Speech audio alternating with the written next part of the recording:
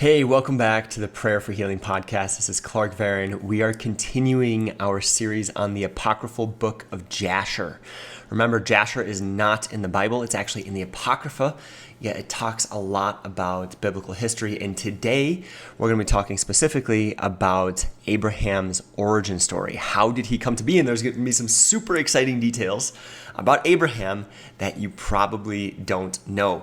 So, if you are just jumping into this episode right now, I recommend there are a few other episodes you might want to watch. First of all, if you don't know what the Apocrypha is, it's the books that never made it into the Bible. And we describe a little bit more in a video that is linked in the description below. If you want to learn a little bit more about the Apocrypha, go there. If you want to learn a little bit more about what is the Book of Jasher, how did it come to be, who wrote it, all of those things, why isn't it in the Bible, then we also have an episode on that as well, where we introduce Jasher.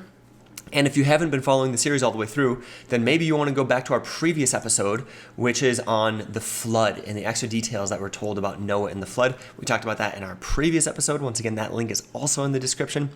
And while we are shooting the series on Jasher, at the same time, we are also shooting a series on Genesis. So if you would like to compare how Genesis compares to Jasher, then you can also kind of skip back and forth between Genesis and Jasher. We also have a link to an episode on specifically like Abraham in Genesis as well. So all of those links are down in the description below. Specifically in this episode, we will be talking about Nimrod, his origin story, who is a super important figure that is only briefly mentioned in the Bible.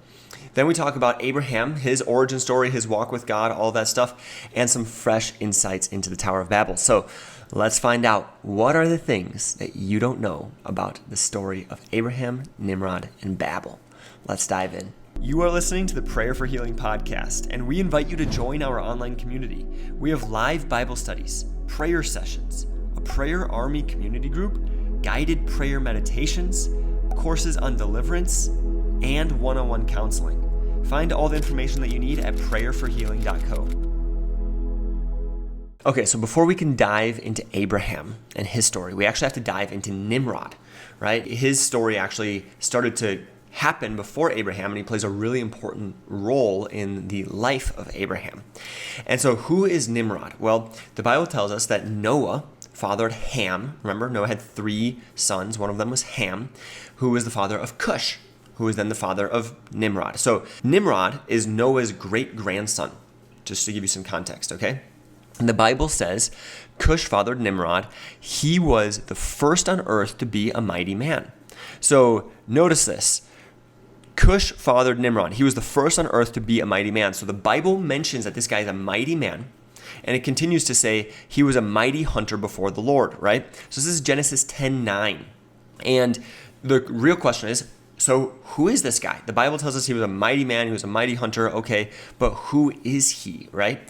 And Jasher, thankfully, starts to clarify some of those details about what does it mean for him to be a mighty man? What does it mean for him to be a mighty hunter?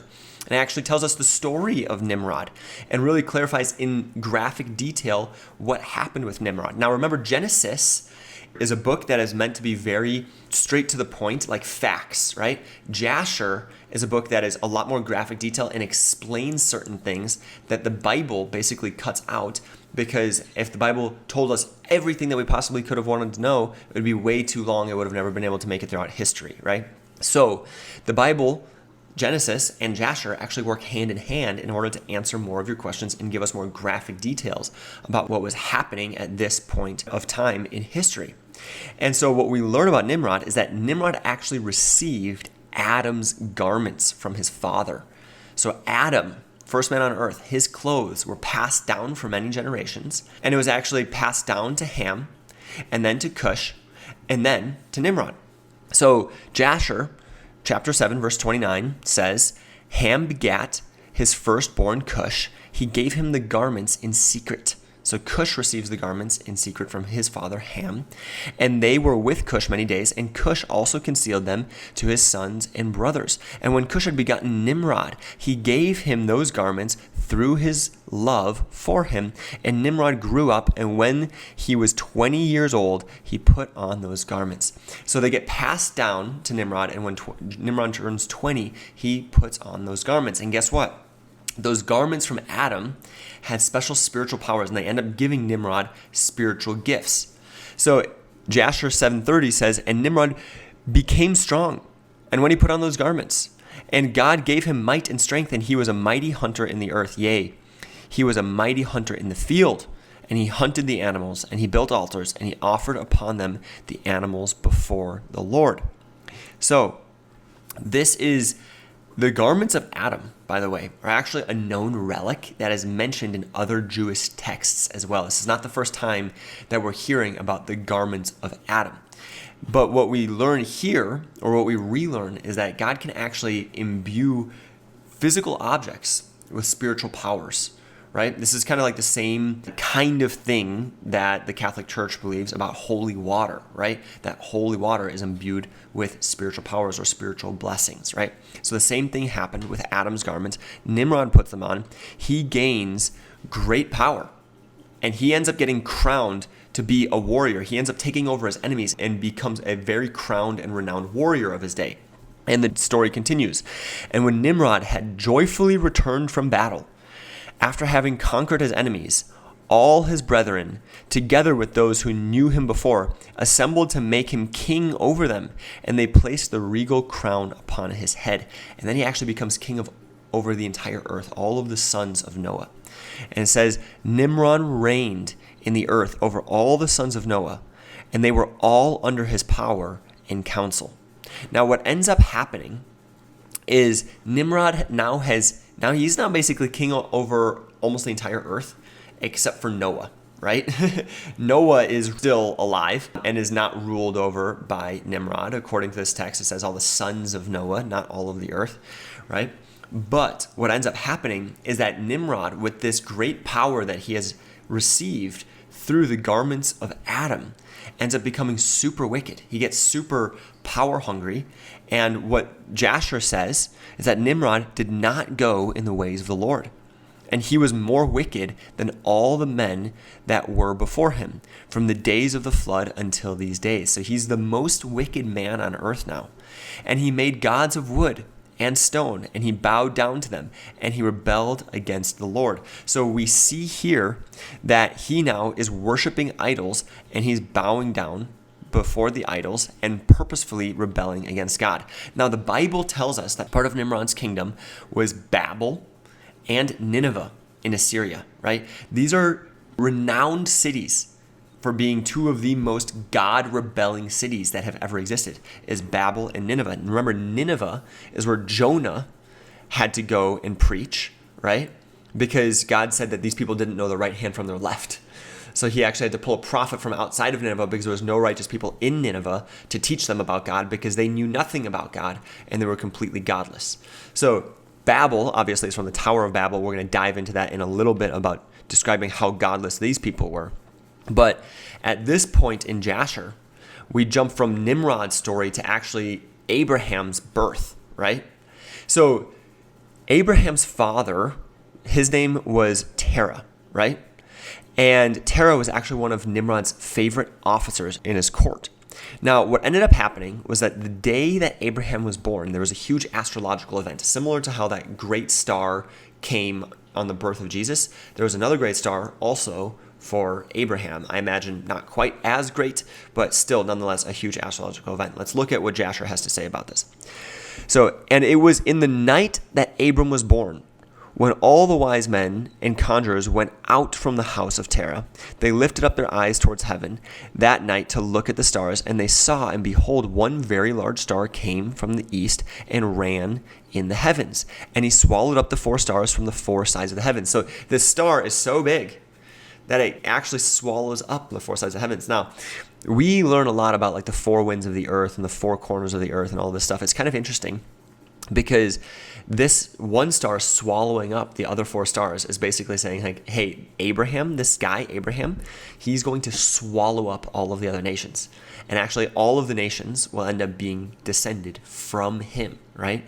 And so the day that this star comes about, there's actually a prophecy told about Abraham. And there's a prophecy told about his seed multiplying and his seed overthrowing the kings of the earth and his seed inheriting the earth.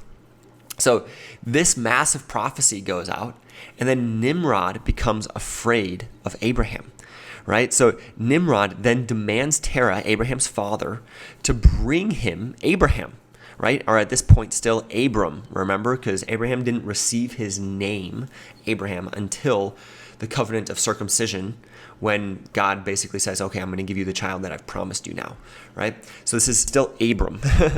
And so Jasher says that, and now therefore give me the child, that we may slay him before his evil springs up against us, and I will give thee for his value. So basically, Nimrod at this point says, hey, Terah, I will buy your child off of you so that his children don't end up overthrowing us. And what Terah ends up doing is he actually ends up tricking Nimrod by giving someone else's newborn to him and then hiding Abraham in a cave, right? Or Abram in a cave. And it says that he took a child from one of his servants, which his handmaid had borne. So basically, his slave. He takes his slave's newborn, right? And so he takes a child from one of his servants from which his handmaid had born to him that day. So a brand new baby. And Terah brought the child to the king and received value for him. So he gets paid for his servant's newborn who was born on the exact same day. But then Terah ends up growing Abram up in a cave for 10 years to protect and hide him from Nimrod. And Jasher continues by saying, the Lord was with Abram in the cave.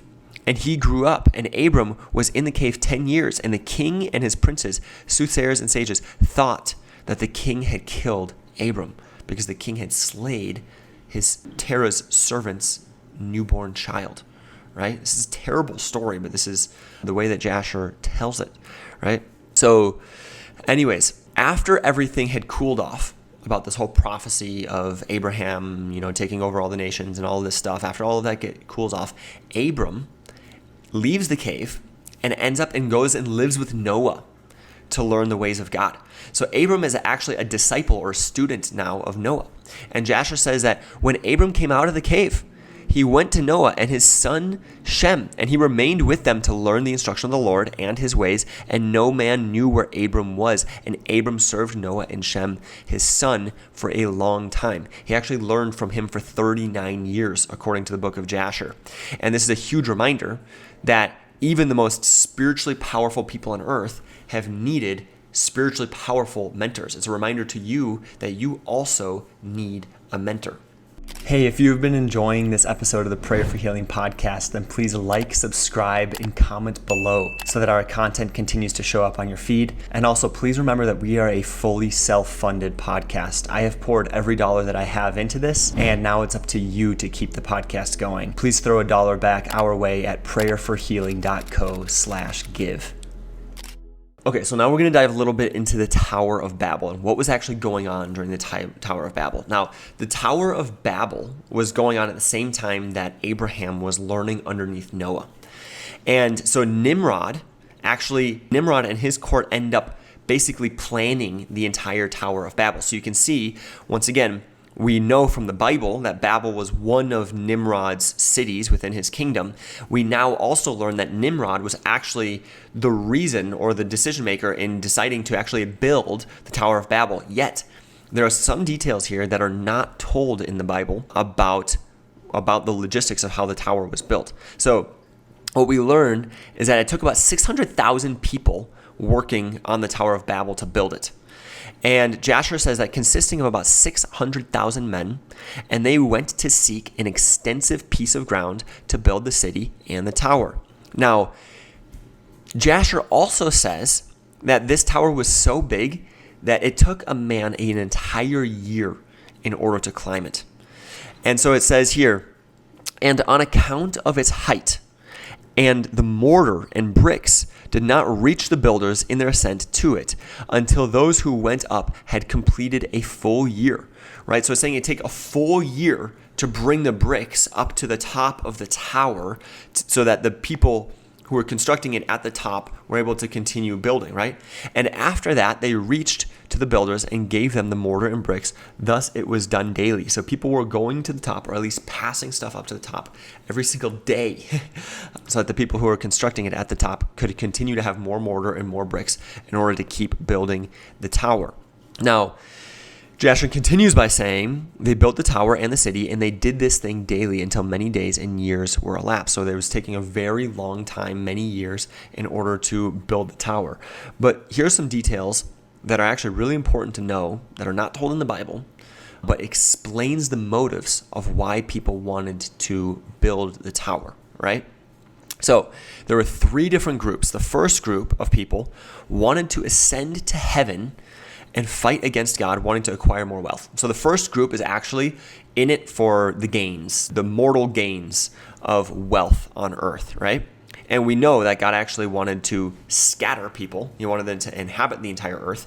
And these people wanted to build a city and a tower in that city. And what we know about cities is that when people were no longer scattering and spreading, but actually sitting in cities, is they were able to acquire more things. They were able to hold on to things because hunter-gatherers, they had to carry everything with them. They didn't have many possessions. But in a city, they wanted to acquire things. So this is the first group. There's a group of people who wanted to acquire more wealth. Now, there was a second group.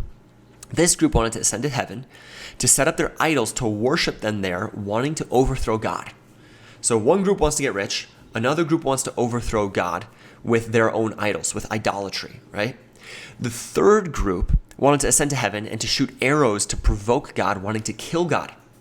So one group wants to acquire wealth, another one wants to worship idolatry, and another one wants to entirely kill God. So let's read how Jasher talks about this actually in the book. It says, and all these people and all the families divided themselves in three parts. The first said, we will ascend into heaven and fight against him. The second one, we will ascend to heaven and place our own gods there and serve them, right? So fight against them is number one. Second one is place our own gods there. And the third part said, we will ascend to heaven and smite him with bows and spears. And God knew all of their works and all their evil thoughts. And he saw the city and the tower which they were building. Now, God ends up sending his angels down at this point to confuse all of the languages of the people and to stop them from working on it. It's kind of cool to think about how God kind of works with angels. He also, don't forget, works with us. You know, we can be not quite like angels in the heavenly realms, but we can be servants of God here on earth. God works with his creation in order to, have all of his plans come to fruition, and he can work through you as well.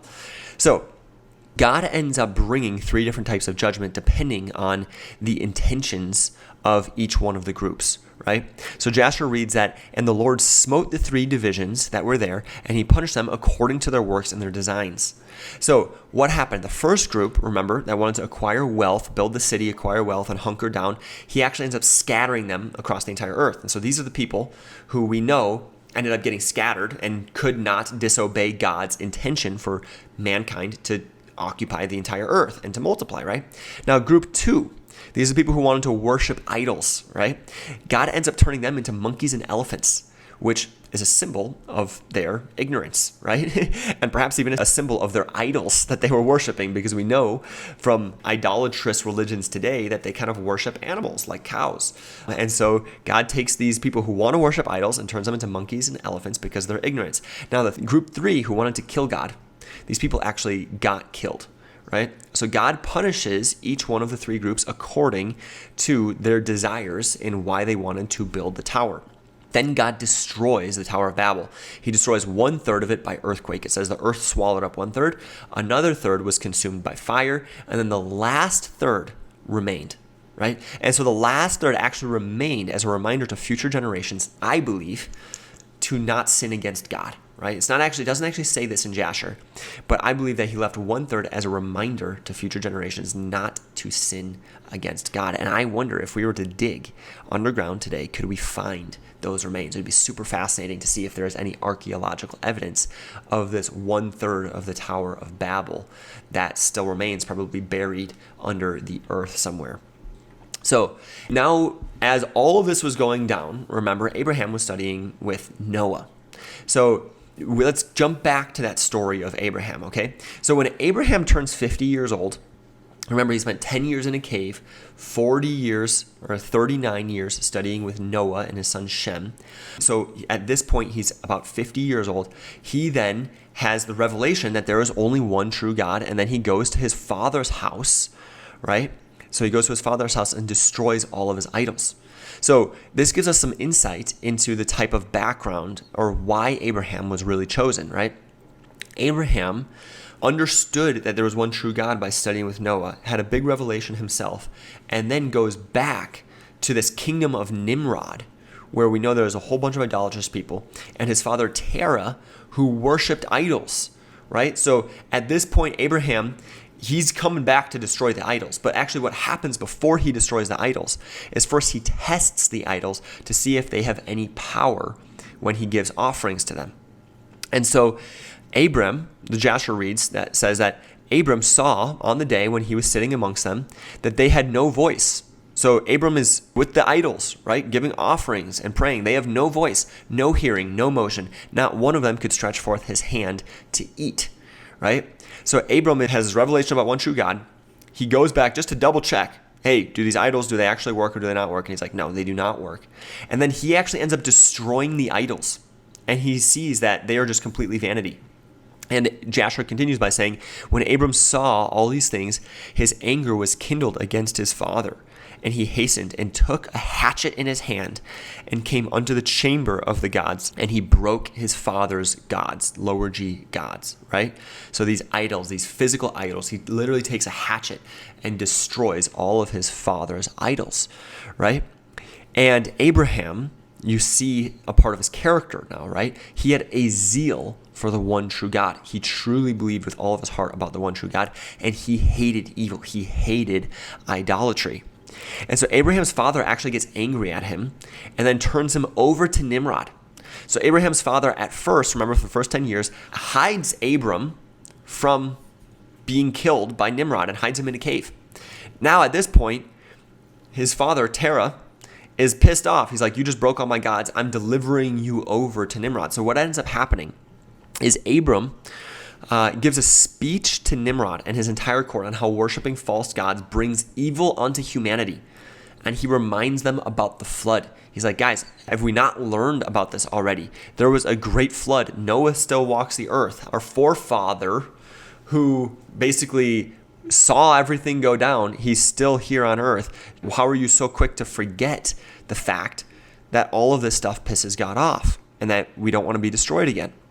And so Nimrod and his entire court, they end up getting enraged and they end up deciding to throw Abram into a furnace, very similar to Daniel being thrown into the lion's den. He gets thrown into a furnace. So having done all the things that he said and having despised our gods, he must therefore be burned to death, for this is the law of this matter. So this is what's being decided by Nimrod's court, is that having despised our gods, he must there be burned to death, for this is the law of the matter. So before being burned, the sages of Nimrod, basically Nimrod's court, end up recognizing Abram as the child from the prophecy, and they realize that Abram never actually died, that Terah turned over another child to fake Abram's death. And so what happens is in Jasher 12:19, it continues to read, when Abram was come, the conjurers of the king and the sages saw Abram, and they cried out to the king, saying, our sovereign Lord, surely this is the man whom we know to have been the child at whose birth the great star swallowed up the 4 stars, which we declared to the king now 50 years since. He's saying, hey, Nimrod, all of these sages say, Nimrod, remember that star 50 years ago? This is the same child. This is the same child where the prophecy and the star that swallowed up the 4 stars surrounding it, this is that same guy. And so what they end up doing is they end up throwing Abram into the furnace, and the Lord has favor on him, right? And does not harm. Remember, same thing as Daniel in the lion's den. And the Lord loved Abram, and he had compassion over him. And the Lord came down and delivered Abram from the fire, and he was not burned. Now, Abram was in the fire for 3 days in total. It says, and Abram walked in the midst of the fire 3 days and 3 nights, and all the servants of the king saw him walking in the fire, and they came and told the king. They go to Nimrod, and they say, behold, we have seen Abraham walking about in the midst of the fire, and even the lower garments which are upon him are not burned. His clothes have not been touched by the fire, but the cord with which he was bound is burned. He is no longer bound, but he is actually walking around in the fire, right? And he ends up coming out unharmed. And at this point, Nimrod's entire court believes that Abram is a god, and they end up starting to worship him, but Abram rebukes them and says, hey, I'm not a god, do not worship me. So Jasher reads that Abram said to them, do not bow down to me, but bow down to the God of the world who made you, and serve him and go in his ways, for it is he who delivered me from out of this fire, and it is he who created the souls and spirits of all men, and formed man in his mother's womb, and brought him forth into the world, and it is he who will deliver those who trust in him from all pain. And Abram is then released, right? They basically say, okay, believe in your one true God. We're going to let you go. They also bestowed upon him gifts because he just had basically performed this massive miracle in front of all of them. And it says that, and all the kings, princes, and servants gave Abram many gifts of silver and gold and pearl. And the king and his princes sent him away, and he went in peace, and Abram went forth from the king in peace. And many of the king's servants followed him, and about 300 men joined him. So 300 people end up joining Abram and end up following him, which is really interesting because the Bible talks about how Abram actually had many servants that were traveling with him, right? Where do these servants come from? We don't know. We assume maybe it was during Abraham's journey into Egypt, but it's not completely confirmed. This story actually clarifies that about 300 people left Ur of Chaldea with him when he began his journey. So many people follow Abram, and they start actually worshiping the one true God. So Jasher continues by saying, Abram went forth from the king in peace, and many of the king's servants followed him. About 300 men joined him. And this was the day when Abraham's ministry actually began. It says, from that day forward, Abram inclined the hearts of the sons of men to serve the Lord.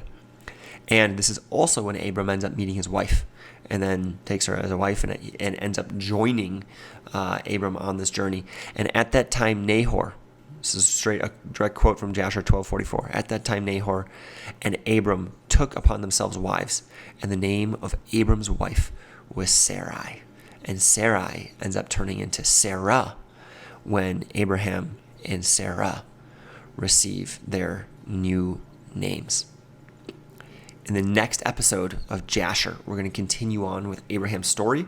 You're going to learn even more about the life of Abraham and all of the things that are both confirmed in Genesis and perhaps some of the details that do not even exist in Genesis. But before that, let's pray.